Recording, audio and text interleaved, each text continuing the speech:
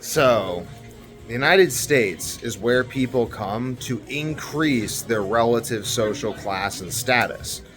This makes people in the United States very class conscious because it is the only place in the world where you can actually go to increase your relative class or status. Everywhere else in the world, you are born into a certain class, you die in that class, your children die in that class.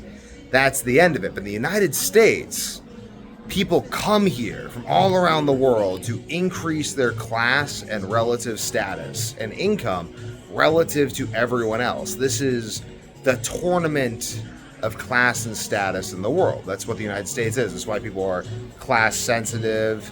That's why people immigrate here to make more money, to increase their social class. So if you're in the United States and you feel like you're in competition with everyone else, it's because you are in competition with everyone else. This is the place where everyone comes to compete over relative status. People do this by working at stores, owning stores, creating social anxiety. That is the power of the United States, is that you literally come here and you're competing with everyone else.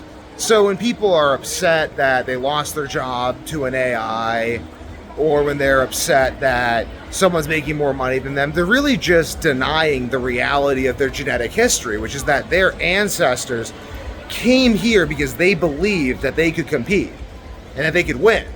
But now they don't believe that they can compete and win. So they've adopted a loser's mentality. So if you're in the United States and you feel status anxiety, class anxiety, you feel like people think you're weird for trying to increase your status relative to them, then just recognize that that's all part of the game. They want you to feel weird for winning because they don't believe that they can win.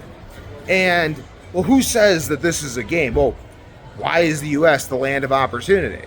Why did our ancestors come across the seas to come here? Because in Europe, you weren't allowed to compete with the nobility. You actually weren't allowed to. It was legally prohibited that non-nobility be landed gentry. But in the United States, that is not the case. Anyone can own land. It's very unique. Anyone can own land. Anyone can increase their income. Anyone can be born into one class and work their way into a higher social class. But because of this, it makes people insecure when they're not doing that, or when they feel like they can't actually achieve those dreams of their ancestors.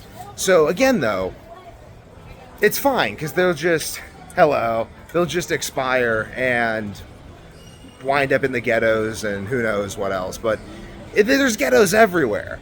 But here, your ghettos are proximal to opportunity. Okay. Stay competitive.